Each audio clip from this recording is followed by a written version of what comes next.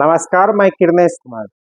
18वीं लोकसभा चुनाव के 5वें चरण में बिहार की 5 लोकसभा सीटों सारण, हाजीपुर, मुजफ्फरपुर, मधुबनी और सीतामढ़ी में 20 मई को वोटिंग होगी। इस चरण में सबसे हॉट सीट सारण है, जहां से लालू प्रसाद यादव की दूसरी पुत्री रोहिणी आचार्य राजद के टिकट पर मैदान में खम ठोक रही है। और यही कारण है कि प्रधानमंत्री नरेंद्र मोदी तक को सारण में चुनावी सभा करना पड़ा है। और जिस तरह की रिपोर्ट सारण से आ रही है, उससे साफ है कि रोहिणी आचार्य की जीत गारंटी है। और बिहार में अगर सबसे कहीं ज्यादा वोटों से जीत हार होगी तो यह सारण से होगी। और कहा जा रहा है कि बिहार की 40 लोकसभा सीटों में सबसे ज्यादा वोटों से रोहिणी आचार्य जीतेगी।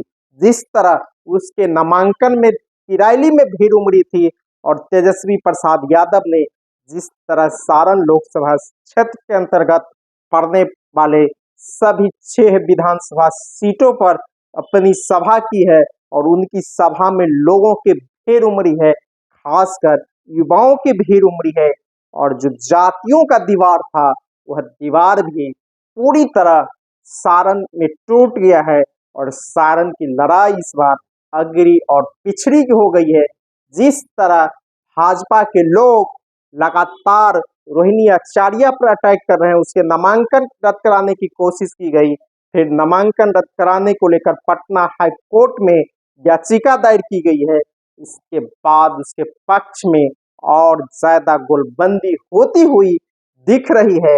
यूं कहिए कि सारण की लड़ाई काफी रोचक है और इस रोचक मुकाबले में रोहिणी आचार्य काफी आगे निकल चुकी है।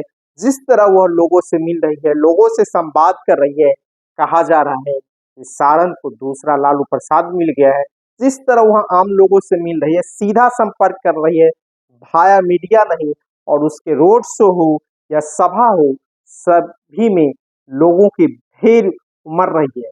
प्रधानमंत्री नरेंद्र मोदी ने भी रोहिणी आचार्य पर हमला किया था, तो भारतीय जनता पार्टी के प्रदेश अध्यक्ष सम्राट चौधरी या सभी भाजपा के छोटे से लेकर बड़े नेता तक लगातार रोहिणी आचार्य पर अटैक कर रहे हैं। इसका फायदा रोहिणी आचार्य को सारण में मिल रहा है और उसके पक्ष में व्यापक गोलबंदी हो रही है। सारण में 18 मई को चुनाव प्रचार समाप्त हो गए हैं और लोगों ने जिस तरह माहौल बनाया है सारण में, उससे साफ जग जाहिर है कि सारण से रोहिणी आचार्य की जीत पक्की है। सारण में भाजपा ने यहाँ मौजूदा सांसद राजीव प्रताप रूडी को फिर से मौका दिया है। और राजीव प्रताप रूडी ने के लोगों ने, वकील ने रोहिणी आचार्य को का नामांकन रद्द करने के लिए वहां के निर्वाची पदाधिकारी के पास आवेदन दिया था। निर्वाची पदाधिकारी ने उनके आवेदन को नहीं माना। फिर भाजपा के लोग हाई कोर्ट गए हैं। तो आप अंदाज लगा सकते हैं भारतीय जनता पार्टी सारण को लेकर कितना बेचैन है और किस तरह रोहिणी आचार्य को नामांकन रद्द कराने को लेकर क्या क्या कर रहे हैं। तो इसका फायदा भी रोहिणी आचार्य को मिल रहा है। जितना अटैक भाजपा के लोग रोहिणी आचार्य पर कर रहे हैं, उतना ही उसके पक्ष में गोलबंदी होती हुई दिख रही है।